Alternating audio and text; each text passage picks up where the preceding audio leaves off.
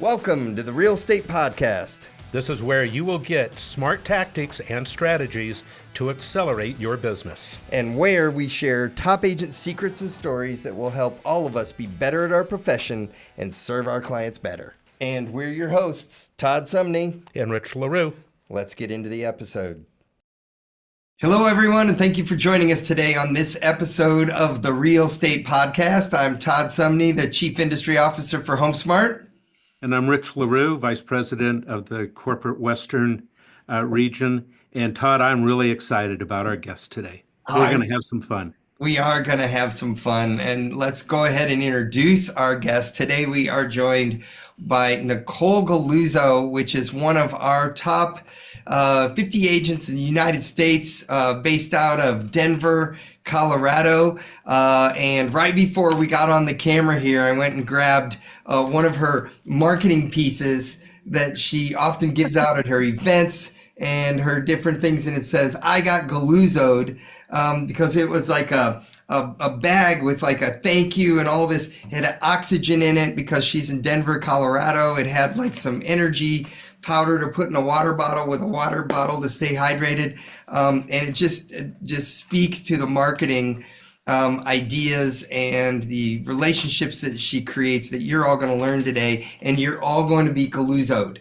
So that's what's going to happen. You're going to walk away with some really powerful ideas about how to market yourself. But more importantly, I think you're going to be motivated because of our main topic today, about motivated to go achieve some of the goals maybe that you've had for a while, which is one of the things that we're going to dig in with Nicole. So Nicole, thank you. Thanks for joining us. Thank you for having me. Sorry, my voice is a little, I guess I was talking too much the last couple of days, so apologies. It happens. It's all good. It's all good. You sound great.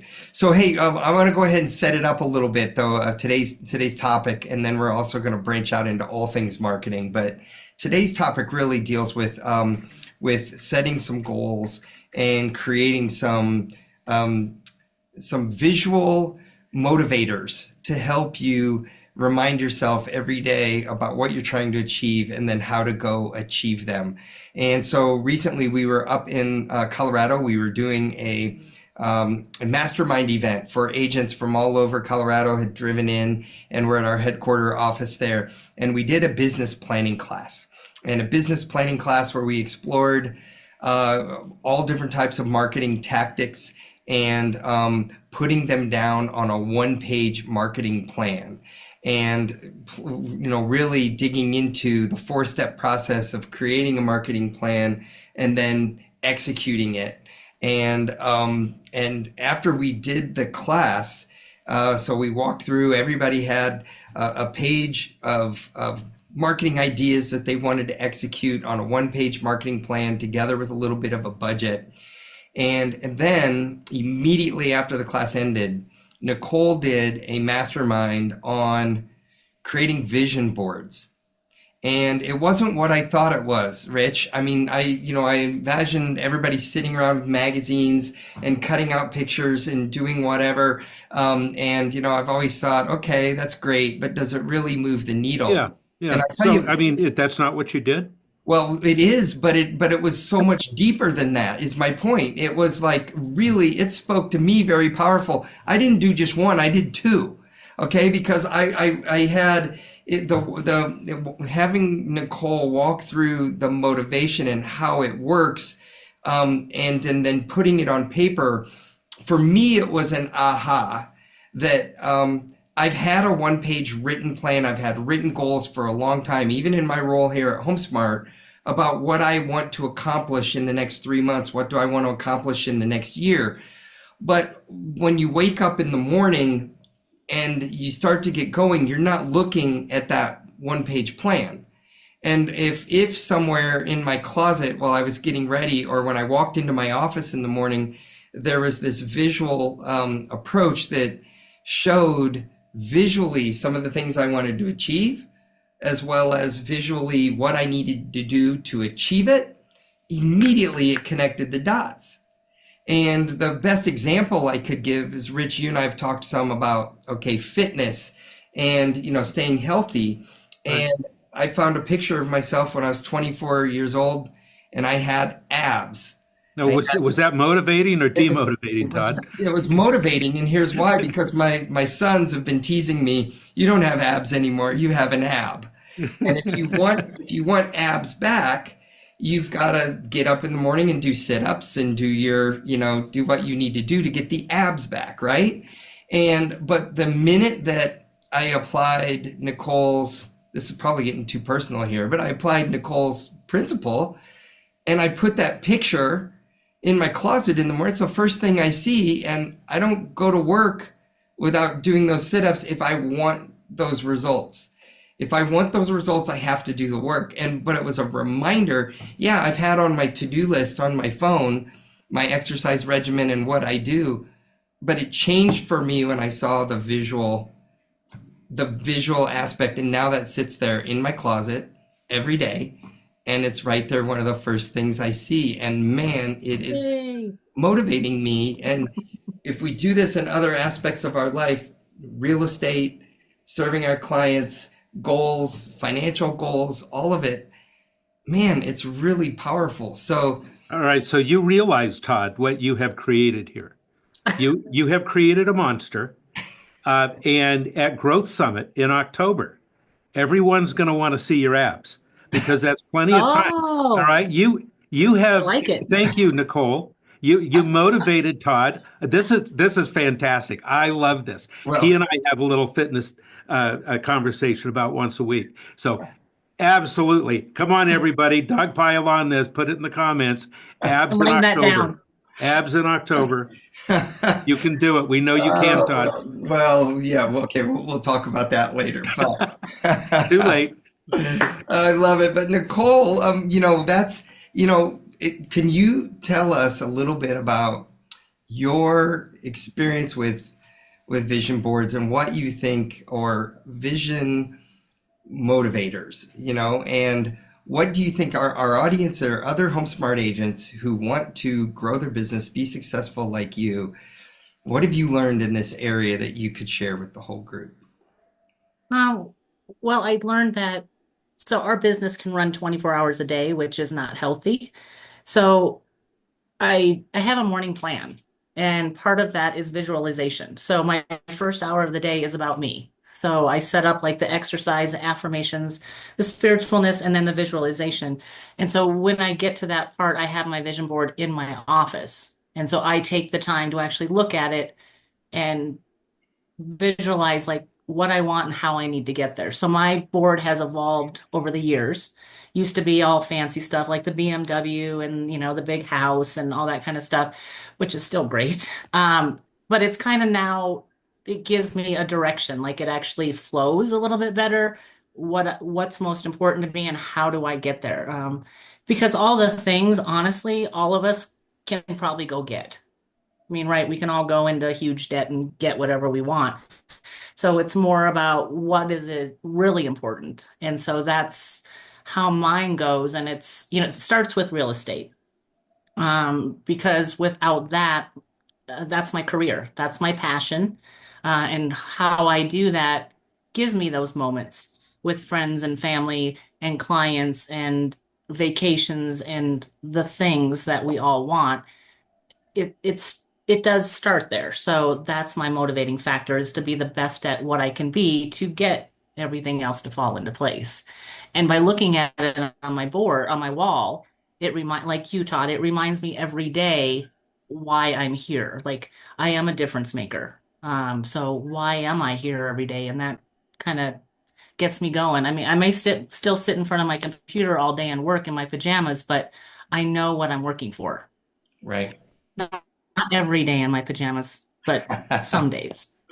Well, and Rich, it was very powerful. Again, for me, from what I expected going into the event to what I actually came out of the event, Nicole actually showing multiple vision boards of her career over time, from the first one that she did years ago, and walking us through how it changed, how she, even the built aspect of it. One of the ones was a tree kind of in the middle. It was a tree, and at the bottom was the the things you have to do, the foundational elements that then sprout into and grow into the things that she wanted, maybe more time with her children, or, family memories, or,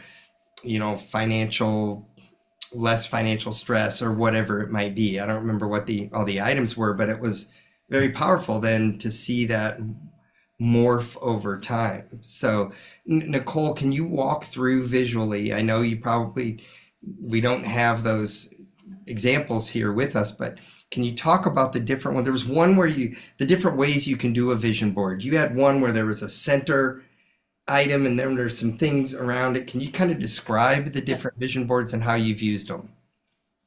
So, I mean, when I first started, I my first vision board was with a lender friend of mine. She hosted it.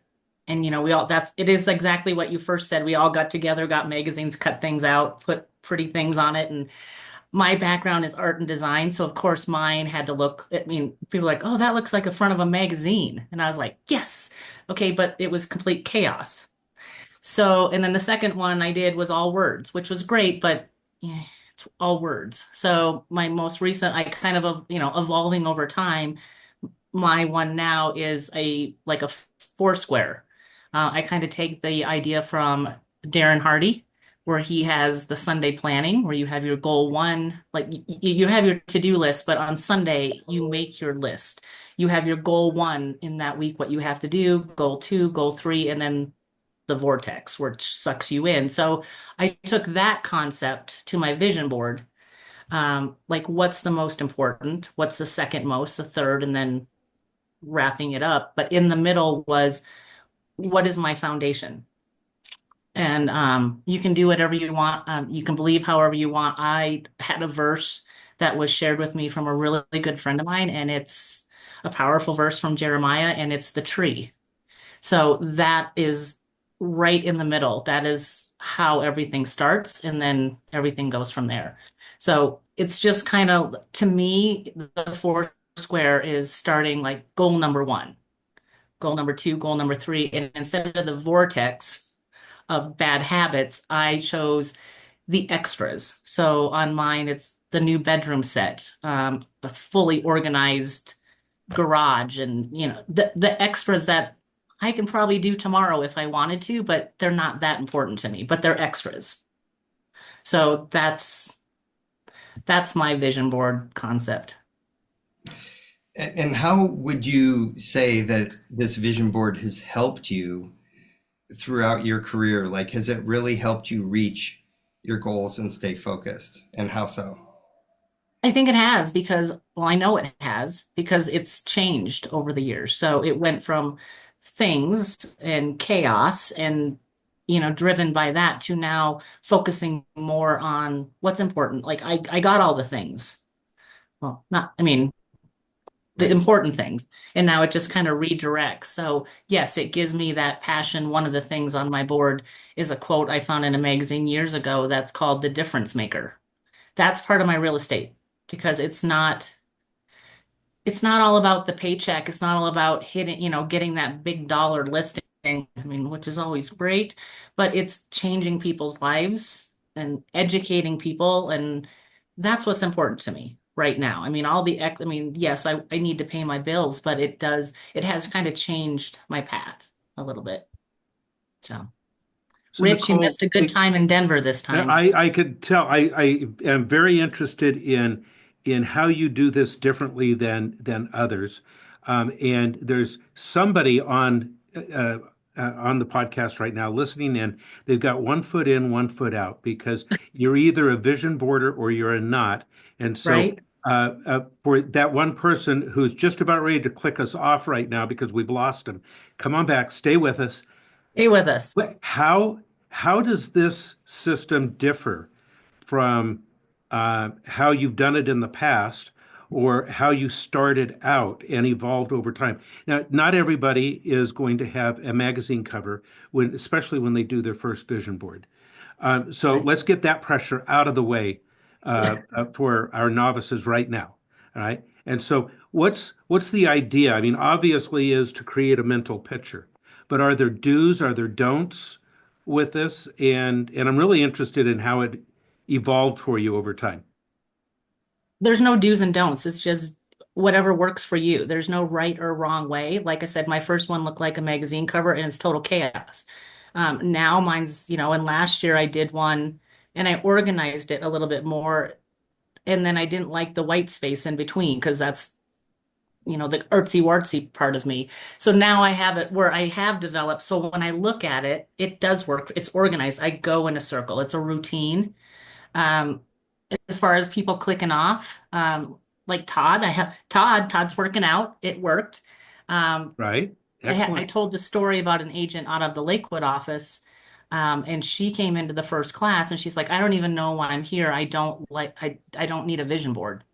And I said, well, I don't know why you're here either then. I mean, so we started talking and she did everything in a 3-ring binder.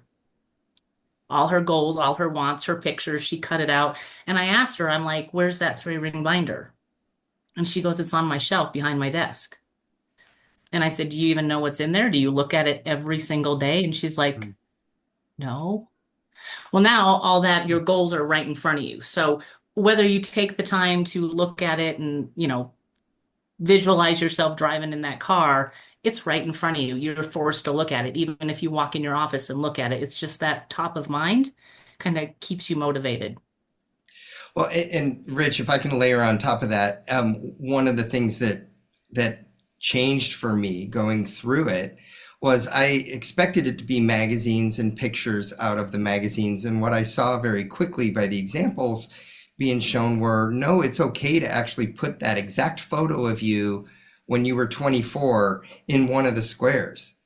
Okay, so, or if you need to do your will and your trust, or say you have your will done but you haven't done a trust yet and it's part of your family planning and you've been meaning to get to it and meaning to get to it and you're not getting to it and not getting, then actually put something that reminds you, I've got to get that trust done this year.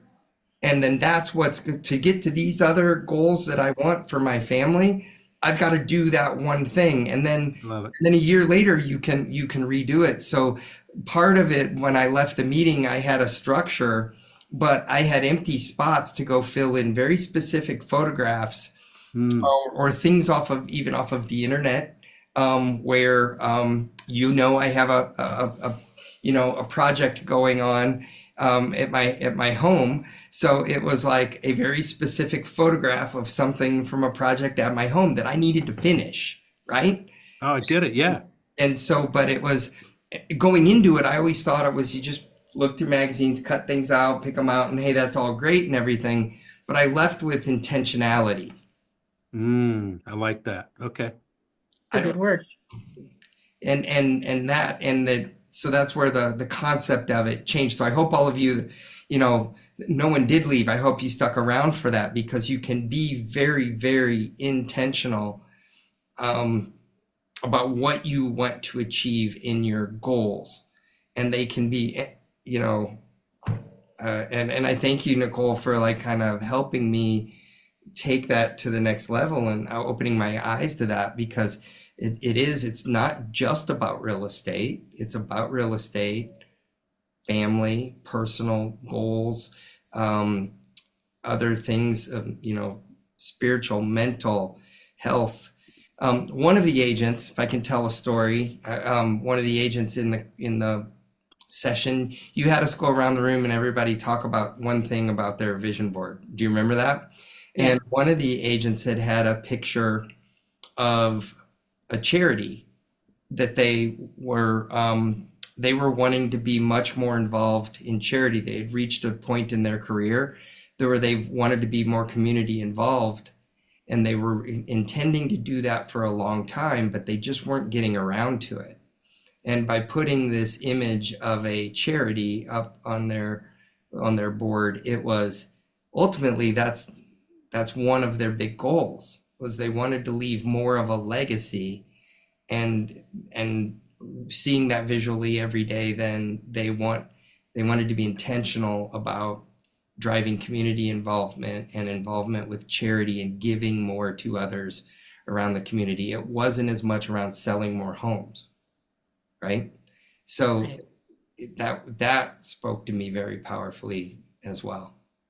So, So I really like this idea so much better. I've been uh, writing my goals down with words only, Nicole. So you'll appreciate the That's all irony good. of this, and then having it in an app or somewhere in my phone or in a binder. When my wife watches this podcast, she'll laugh because binders are my life.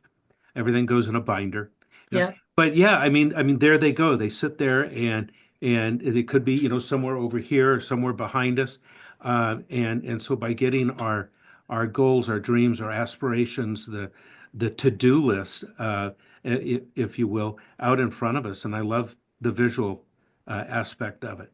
So our Yeah. brain so works better with pictures than it does with words, doesn't it? It does. It's like New Year's resolutions on crack, right? Can I say that? But I mean, like nobody does their resolutions because they're written down. So now they're in front of you. yep, Glorified, yeah, resolutions. right, right. Okay, so someone listening in is like they're buying in. They're seeing the vision for this. Um, walk them through exactly how to get started, what to do. I mean, for us that day, you had 11 by 17 like oversized paper, and but again, designed to create something to put in your office, your desk, You somewhere. can do it on an eight and You a know, half by 11 piece of paper. I mean, right, you don't have to go out and buy fancy pens and magazines and all that. Just like you said, you can use your own pictures. If you know what you want, you can use just a regular piece of paper and just cut out photos or print photos that you have saved and create your own. I mean, right then and there, you can put it on your binder in the front, see through that sits on your desk that you look at. So I mean, it doesn't have to be big and grand. I mean, I've got one on mine that's rather large, but that's just because I come in my home office every day. So when I walk in, it's bam right in my face. There's no right or wrong way. So if you want to get started, just grab a piece of paper and just go. Like, look at what your goals are, if you want, and there's no right or wrong. So if your goals are to sell 150 homes this year and be the top agent in the United States of America, there's nothing wrong with that. Put that on there. If your top goal is to have red bottom shoes, put that on there. There's no right or wrong way. If you just want one thing, if you want 18 million things, just find them and put them on there. And it doesn't have to stop. Like I did mine, and then I saw an article about what is it called? Cocktail gardens are the new thing. Well, I love me a good cocktail, and my patio is super boring.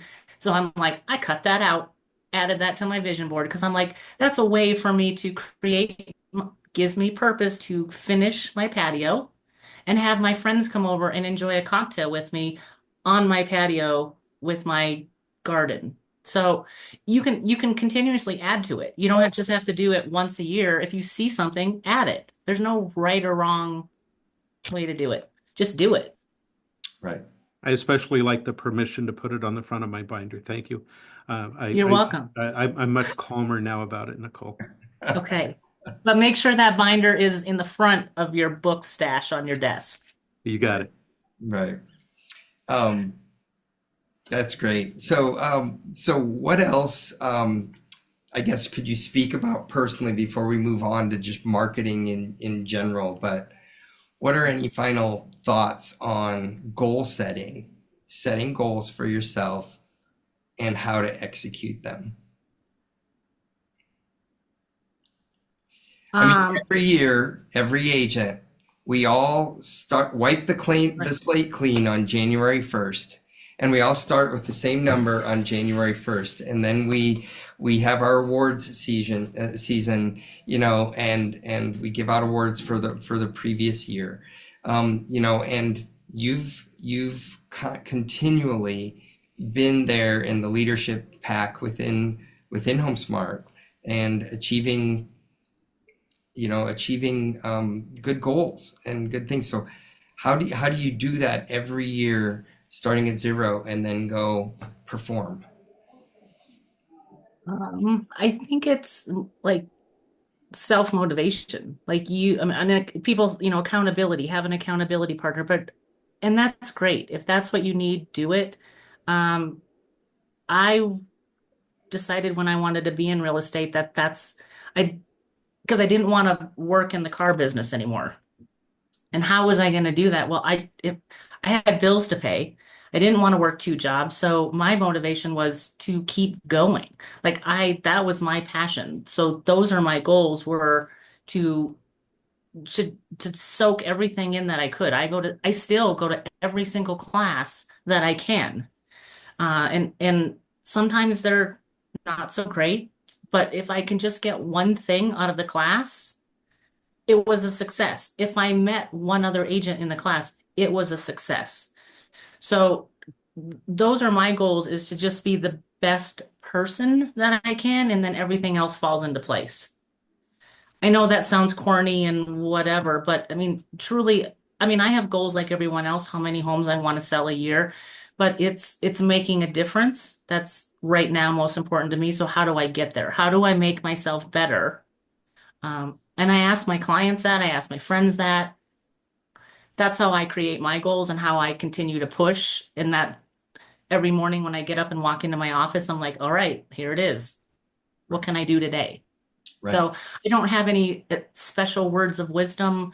You know, this is what you do. You just have to me, it's just be real.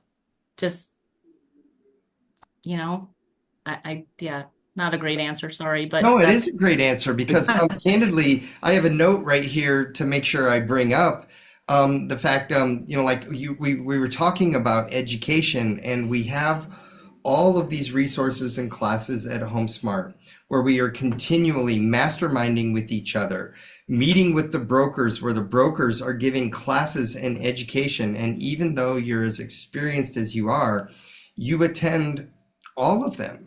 And you're always learning something and then talking about how you're learning it, and you're spurring others around you to be better because you talk about it. So in the class, you were actually talking about, some guidelines, in the contract, and we got into talking about um, placing offers, accepting offers, reviewing offers, and how you actually write up the offer, and talking about why agents need to be continual learning, continually be getting better. And do you remember that conversation? I think it was about yeah, the the guidelines, right? dates and deadlines. Yeah. Yeah. And just about, so, that was one of the things that I have always been impressed about you is that you never stop learning. And the more you learn, Thank you. the better you get. So talk to everyone a little bit, I guess, about that, about how to hone your craft. I'm gonna hone my craft. Um, Because we were talking about, practice, practice. I always tell, I mean, so I have a couple mentees underneath that I'm helping, and I just tell them, whether you like open houses or not, I know some people are going to tune out right there because they don't like them, but I always tell my mentees, the newer agents, that just do them. Just do them, practice, make mistakes. They're that's how you learn. And in the words of my mom, you're probably never going to see those people again. I mean, if you do, it's great, right? But this is your time to practice. This is your time to try it, see how people respond, make notes of that, and then make yourself better. So that's how I hone my craft is I just watch people. I mean, I do my own open houses, so I see what people are asking, and then I become better at that. I talk to everybody and anybody I can. Um, Husband does not like that, but I do it. It's just it's just trying. Um, you're never gonna know unless you try. so So, talking to anybody and everybody, describe a trip to the grocery store. yeah, my husband won't go with me anymore. Um, because I'll have a list of 10 things and he'll first of all we have the Life 360 app, which he just does to mess with me, but so he knows where I am. I know it's a good thing. But he'll be like, "Are you ever coming home?" And I'm like, "Oh yeah, I'm almost done." He's like, "Almost done? You've been there for 3 hours." Well, I made a lot of friends. And it's not just real estate. I mean, I have that gift from my grandmother. Like she could talk to anybody about anything and just have the time of her life. So Yeah, he does not go grocery shopping with. He rarely goes anywhere with me, dry cleaners or anything, because he's like, we're not there in and out in 10 minutes. Well, Rich and I talk about that a lot on a lot of our other podcast episodes about how it's about relationships and it's about helping people and actual customers are around us 24/7, all around us. So they're at the grocery store, they're at, the dry cleaner, and they need help. And that's what we're here to do is to help them buy and sell. Yeah. So you're a great example of that. Nicole, in a previous conversation, at which we've Uh-oh. had many over the years, we've talked about your biggest tactic or your strategy for business, and what has had the greatest impact in your business. And you immediately have shot back more than once with the answer of being authentic, just being your authentic self, not trying to be somebody else, not trying to fit into the box, not trying to be the person that some coach told you you needed to be, or something that you read in a book about, oh, you need to do this tactic. You have always come back to Todd and I and said, hey, I'm just myself. This is who I am. And these are the things that I'm going to do. And these are some of the things that I know I'm not going to do. So why beat myself up and try Yeah. to do those things? Will you elaborate on that for the audience about being authentic? So I call it, well, yeah, and I call it I love on my clients. And I know people hear that all the time, but I just being authentic, I never thought getting into this industry, I thought it was just going to be, as my husband called it, my own boss. I got to be my own boss, instead of working in the car industry and crazy hours and blah, blah, blah. So I got into it and I never would have thought this is where I'd end up. I take things a little bit more intense than some agents do. And there's, again, no right or wrong, but my clients turn into family. So, I mean, we start off and they're like, oh, this is great. And I'm like, oh, good, because you're stuck with me for the rest of your life unless you call the cops.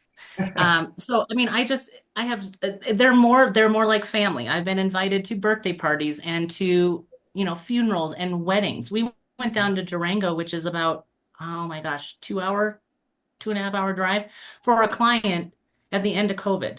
They were having an intimate wedding. We got invited. How fun was that dinner conversation where you go around the table and like, who are you? I'm their realtor. Yeah, I mean, so those are events that we love. I mean, that I love, and it's just being authentic and being who I am and loving on them. And even though I'll go above and beyond to help them out, they've done the same for me. When, people in the family got sick or something came up, because you read about stuff on Facebook or whatnot, I get things delivered to the house. So it's a two-way street, and that's what I love. And I just get to be who I am and be authentic. Um, because yeah, I mean I can't be anybody else. And I did try when I started, and it just didn't work. And the moral of the story is it's not about me, it's about the client. And if we're not a match, they need to find someone who's a match with them. And it's rare, but every once in a while we're not a match. But a lot of times I turn them over to the dark side and they get this crazy sense of humor by the time we're done.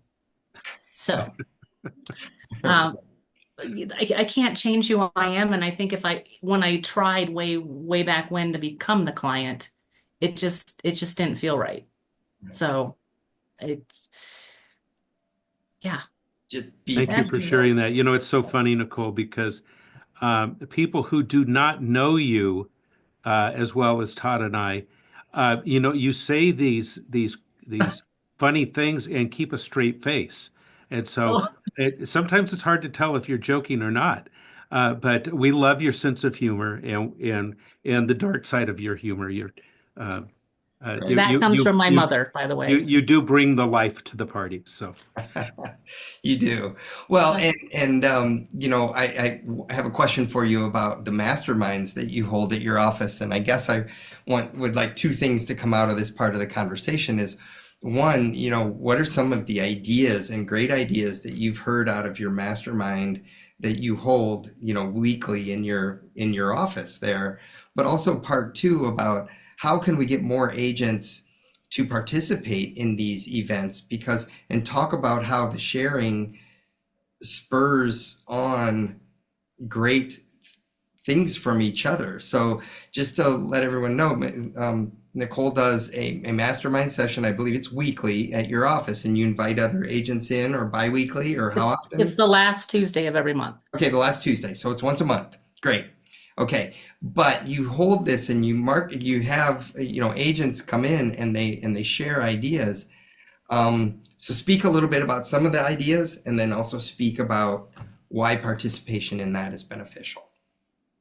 Um, so we do talk about we've been trying to have a topic, and we always go off topic, but we Squirrel. share things. Lots of squirrel moments. But it's just kind of like open houses. So again, I know I go back to that, and the people, there's several agents that don't like them, hate them. It's fine. You do what you're good at. But we talked about that and how learning what the public is seeing. That's my biggest thing right now is all these changes, which the public sees it different. So we talked about that in the class and how to approach it, and using the talking points that HomeSmart gave us and the books. So we've kind of done like back and forth, like how do you approach those people? How do you bring this up? So that was really good. We got to share ideas about that and techniques and how people get them to, sign in and all those good things. Yep. You're And then talking we about also, these books, yeah, right? those The, books. the Yes. buyer and seller books, right? Yep. Yeah. I And do use those. Yes. and how to use them and how to leverage them and what are the right Yes. questions and everything. That's great. Oh, good. Um, yeah, and then we also talk about our own, clients. So like, back in the day, a little bit old school, and I think we're going to touch more on this from here on out at our meetings, is one of the agents had a suggestion that when we go to these, let's talk about, who we have in our pipeline. What do we need help with? I mean, old school, when we used to go to the board meetings, um, you went in person and before technology, and you'd walk in with your flyers for your property and you put them in a little holder. And then other agents would come and they grab that everything out of that. Now everything's digital, but you had the flyer in your hand, visualization. Those agents were looking at it and going, oh, my brother's cousin, uncle, who I kind of put on the back burner, this would be perfect for.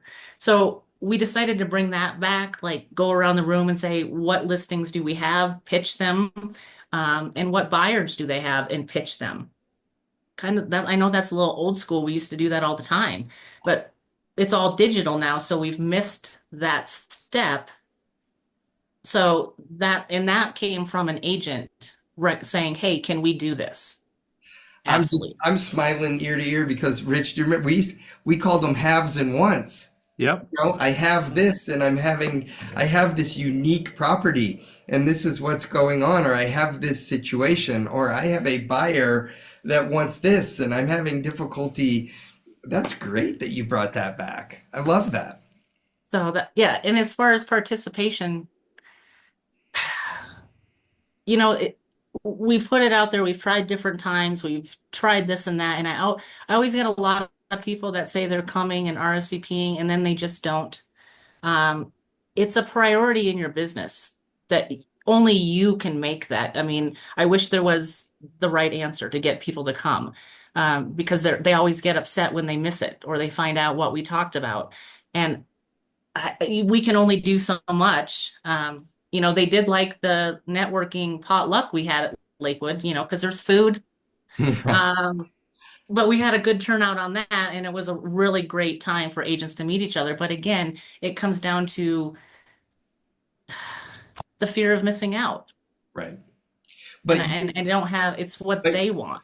but you've participated before, learned something, taken something, put it into action, and then gotten achieved results because of it, right? In your own business, you Yeah. can say that it works, right? And we've Yes. talked about that over and over and over again. So I guess that's I don't mean to push a little bit for all of you listening in the audience, but I'm urging you that now is a great time to get back involved in person with your offices. We are doing so much. We've also had so many of you ask for it. So we're putting these sessions together. Some of them are virtual and some of them are in person, but we promise you that if you participate, that you're gonna be glad you did.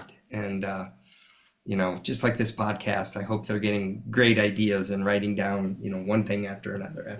So, all right. So Rich and I like to ask a question every now and then. We say, okay, what's one thing that you wish you would have learned or been told early on in your career? That you wish you would have implemented earlier or learned earlier? I don't think there is anything because you learn from your mistakes.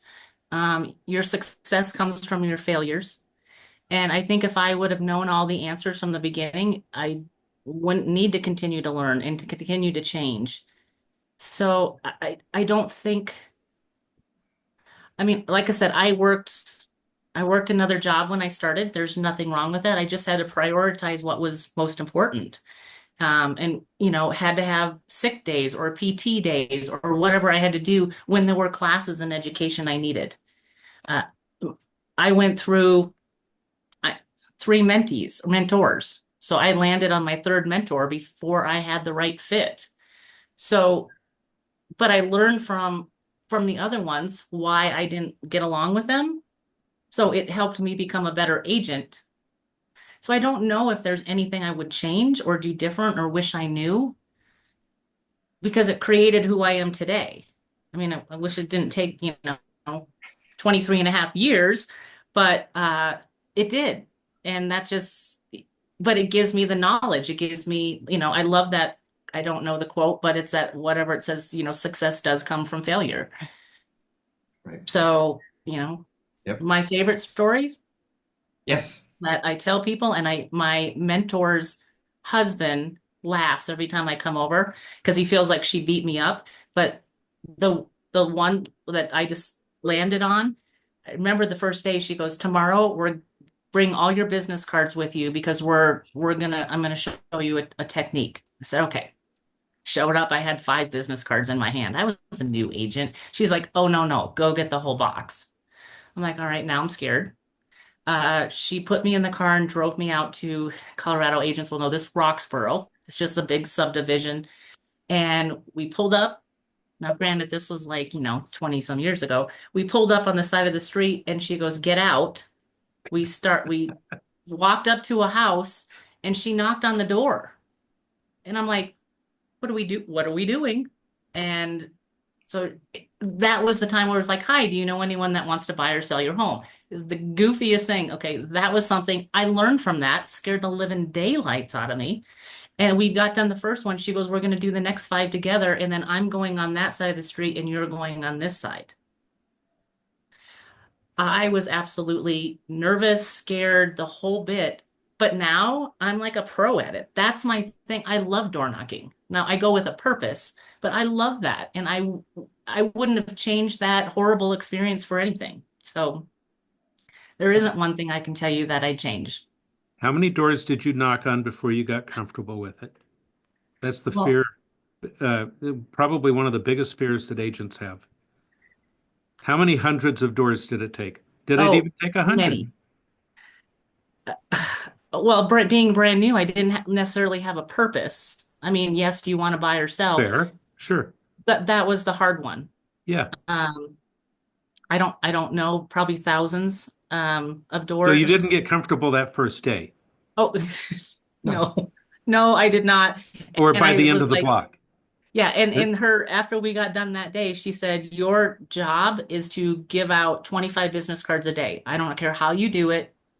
And agents always ask me, how did she keep track of how many you gave? And I said, she didn't, because she didn't care.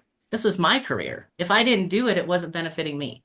So I don't know how many doors it took, but I continually did it because just even then I couldn't walk up to a stranger and give my card, and I had to do 25 a day. So I had to figure it out. Neighborhoods, walking them were the best.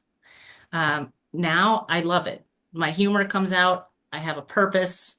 Okay, but Yes. now your husband can't get you out of the grocery store because you just keep on meeting random people. Uh, or See? in the community you live in, it isn't that large. You're probably meeting them again, and Yes, you have longtime friends in the grocery store that you run into and have these big I long do. conversations. But my point is that you've gone from the fear of knocking on a door the very first day, the very first time you did that, to hey, I can talk to anybody at any time about anything real estate related, but probably most anything anyway. How Yes. how did that transition happen? I mean, yes, thousands of conversations, and it didn't take you 23 years to do that. You know, you may joke about that, but I know better. There was something somewhere along the line, something clicked together. Do you recall when that was? I wish I could, but I think it had something to do with being your word authentic. When I figured out that I didn't have to become the client, I could be myself as long as I mastered my craft. I could be myself and have my humor come out, and taking the advice of other agents and listening to them. And it didn't help when I started getting business, because that was my door knocking. That was my talking to people with a purpose.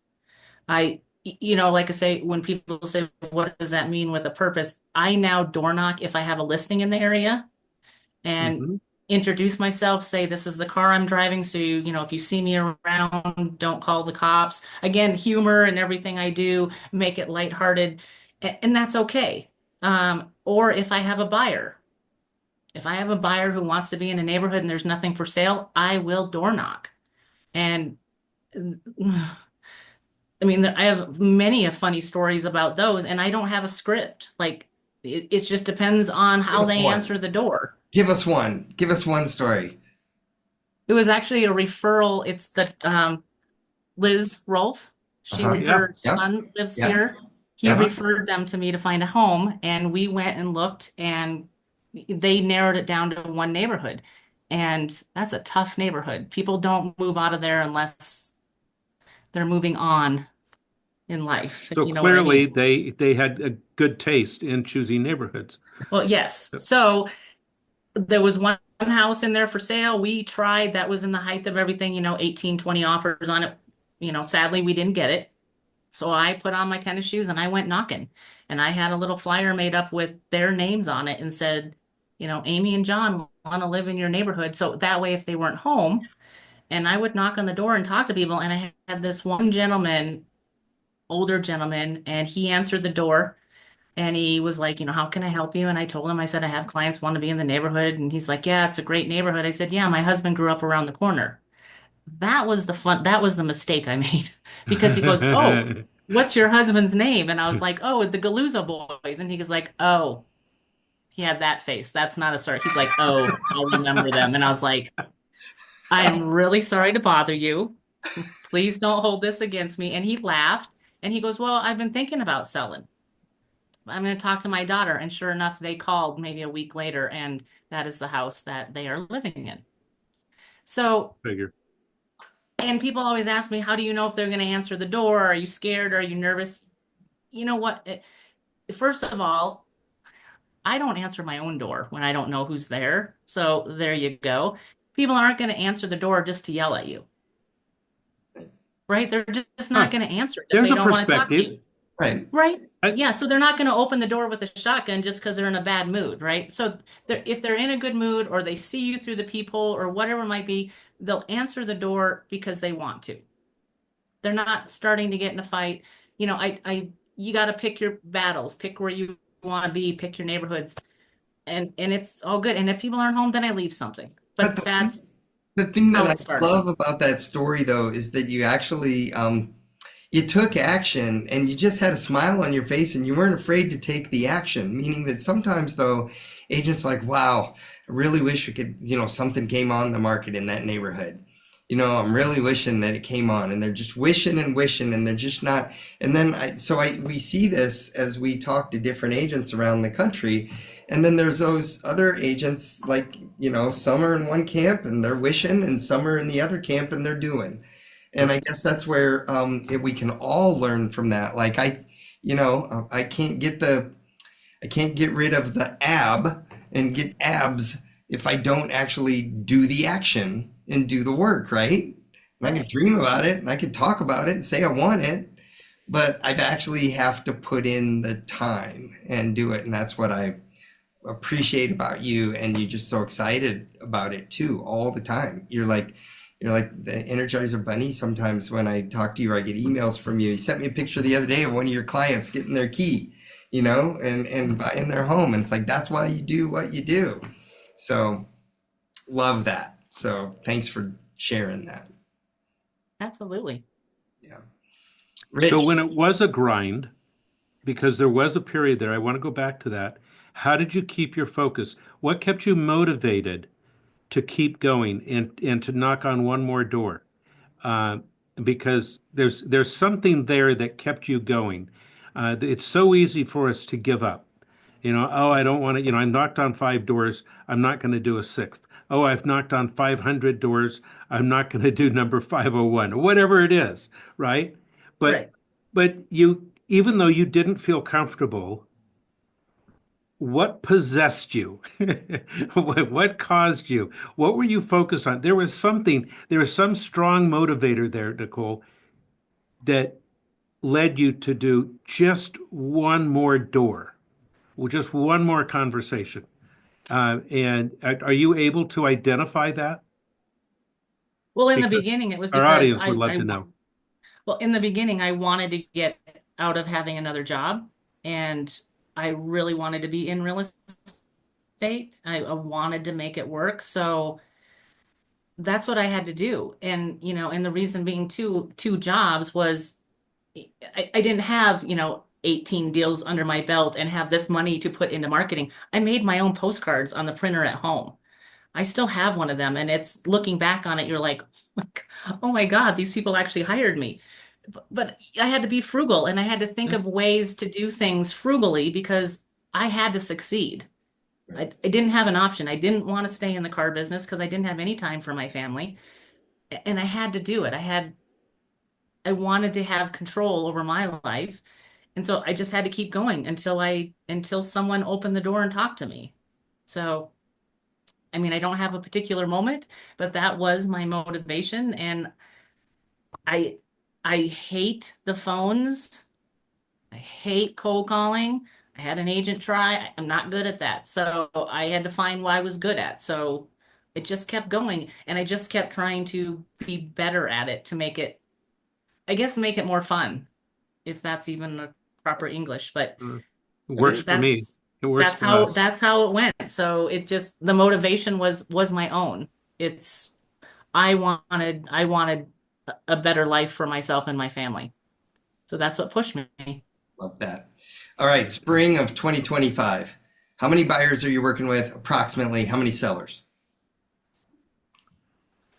Sellers is big right now. I've just had many appointments getting their homes prepared. So I'm going to say right now I've got two active listings and about eight more that we're preparing. So Great, getting ready that they're jumping on in, end of March, April. right? Buyers, I have a handful, just closed one yesterday and one this morning. Have two more scheduled for this month. So it's happening. And Great. these are all from referrals. These are all from past clients. Repeat referral.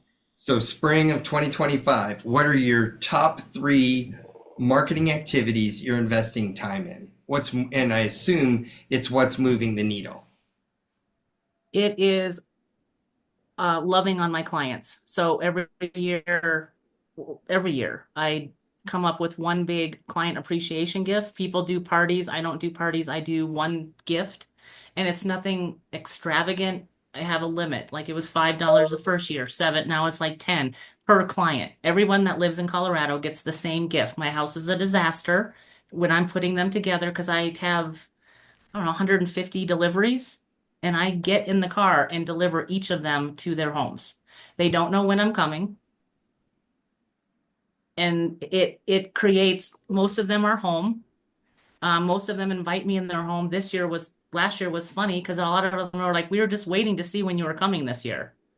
So I do that because then I have one-on-one time with each of them. There's times that I have a plan to deliver 15 in one day, and I come home and Denny's like, how many did you do? And I'm like, three. The grocery store. He's like, how? You were gone all day. And then the next day I might have delivered 20. So it just depends. But so I focus on that. I really do love that. I really do. Like I said, loving on my clients. People call it pop buys, but obviously mine are with a purpose, so they're more intentional for that person. My one of my favorite stores just had a warehouse clearance, and at the end of it, I bought them out.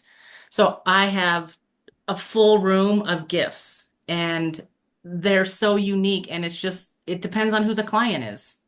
And it depends on what I'm doing. If I'm going by their house, I might be like, oh, well, Todd would like this or Rich would like this. I'm going to go by their house today because it made me think of them. So my pop buys are intentional, and it's just doing that. Um, Marketing to them, sending them Facebook posts, not broadcasting it to everybody, but if I see an idea, it goes directly to them. My client I just went under the other day under contract, they were telling me how they're so happy they're getting this new home because they have 6 trees that they can't fit, Christmas trees that they can't fit in their house. So now they can. And I saw something on Facebook with Easter trees. So of course I cut and copied the article and sent it to her directly. I didn't broadcast it to everybody, just her. And she's like, I can't believe you remembered that. So it's that, and I can't believe I remember that. I hope I can keep my brain for a while longer, but that's how I market. Yes, I do the newsletters and the monthly postcards, but I do a lot of stopping by. Yeah. And a lot of times they don't know I'm coming, and that makes it even better.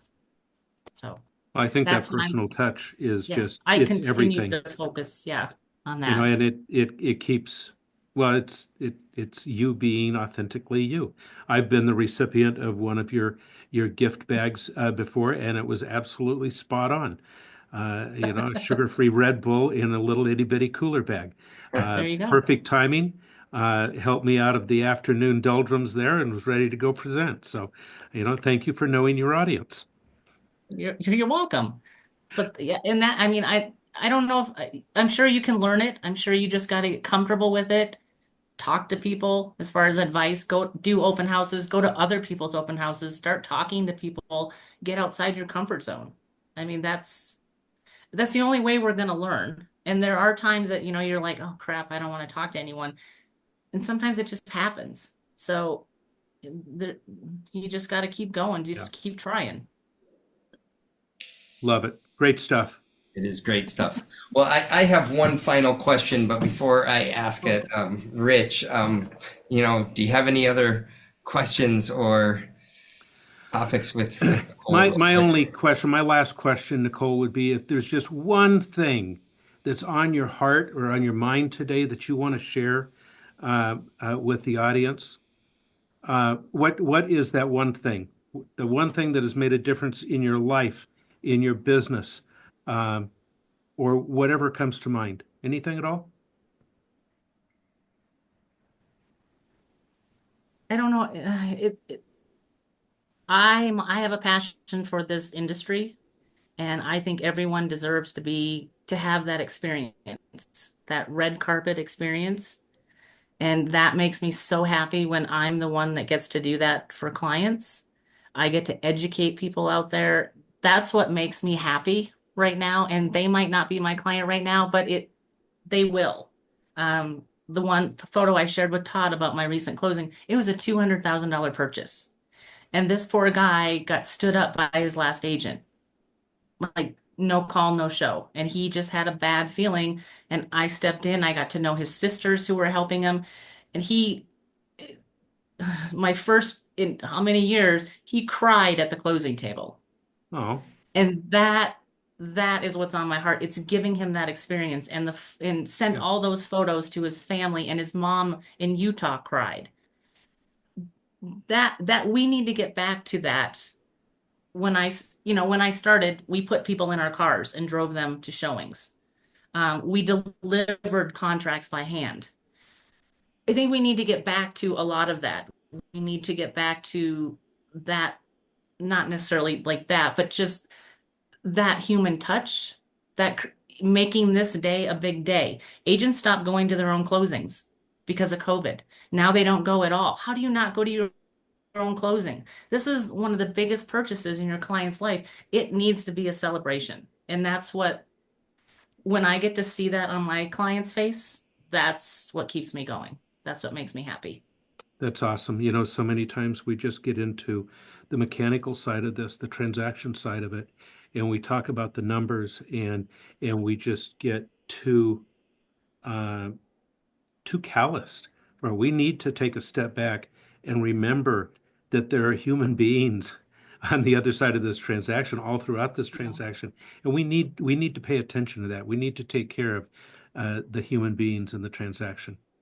So appreciate Well, your focus on that. and that's the perfect segue into my final question. In a way, you've already answered it. My question was going to be, speak for a moment, real quick, to your future customers, about the customers that are trying to buy and sell right now, and what can they expect from you and from other agents like you. Um, what can they count on? Why do you do Well, what? they can count on that I know what I'm doing. I know every agent says that. I go to contract classes, I go to continuing education classes. We're required to have 24 in 2 years. The last time I checked, I was at 48, well before my 2 years. I continue to go. I go to the same class with different speakers, just so I can make sure I understand or to learn a new approach. I feel like I do know my contracts. And I create a relationship with the other agent, not buddy buddy, but enough that they know what I'm doing and they can trust that we're going to get it done. And just buyers and sellers. I do know, and I know the industry, and I know it's not scary. All these changes that are being out there. And guess what? To the public, they shouldn't have even been put on alert. These changes have always been there, at least for Colorado. We always had the buyer's agency. Everything's always been negotiable. They just made this big hype. And I'm not scared about any of it. And even listening to their questions, and I've been able to answer them. And that's what I love, and that's what I can provide to them because I do know. I mean, I don't want to be like big head here, but I do know what I'm talking about, and I know how to write a solid contract. And I am looking out for their best interest, solely for their best interest. It's not about the paycheck. I mean, those are great. I do have to pay my bills, but it is truly about them, Right. and that is how I work. So, buyers and sellers, Yep. give me a call. Let's interview. Right. I love Love that. it. Well, and that's the story that everything you just said actually came out in all your stories when you're talking about your clients, about being their advocate, working for them. That's really the reason why, and that's the reason why it's on your vision board. Coming full circle back is helping those customers, and in a way receiving back. I've heard you say it before, receiving back, so much just by helping and serving people. So thank you for doing that, for being, the type of agent that we are so proud to be associated with. And you represent us well. You do take care of your clients, and you do it with a smile on your face. You do it with humor. You do it with fun. So thank you. Thank you for that. So. Well, thank you for having me for like 20 years. So, We love no, it. Yes. crazy. So audience, we hope that you have loved what you heard from Nicole today. Nicole, real quick, tell them how to get a hold of you on Facebook, Instagram, et cetera, or, any other way, All right, can you see this? Yep, we No. can. Okay, that's a postcard that I send out, put in my clients, every way to get a hold of me. Here's the front of it, just in case you wanted to know.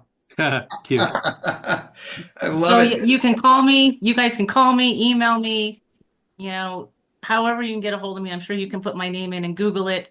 There isn't another Nicole Galluzzo. She's a famous gymnast, not me. I'm the other one. So there you go. Love that. Well, thank you so much for joining us today. Nicole Galluzzo, HomeSmart in Colorado, Denver, and the surrounding areas. And as you heard, go all the way to the corners of the state to help anyone. So thank you, Nicole. Rich, thank you for joining in today. Fun conversation. Absolutely. Good stuff. Tell everybody about hitting the thumbs up, Rich. Well, if you liked any part of this today, please, we need your thumbs up. It works well with the algorithm. Todd and I need to see a thumbs up because our egos are so fragile that when we don't see any thumbs up, it really hurts us. So we know that you love us. We certainly love all of you. So a thumbs up here and there really goes a long way. And thank you. Nicole, thank you so much for today. So much great information. You're a rock star. We really appreciate you. Thank you. And we'll see you sometime soon in Colorado. And for all of you listening, we will see you back on future episodes. This has been the Real Estate Podcast. Hope you love what you heard today. I'm Todd Sumney. And I'm Rich LaRue, and we'll see you again soon. Take care, everyone. Like what you're hearing on The Real Estate? Tell your friends about us. Tell them to check out all of our episodes on Google Podcasts, Apple Podcasts, YouTube, and Spotify. And don't forget to send any topics you want us to tackle to therealestate@homesmart.com.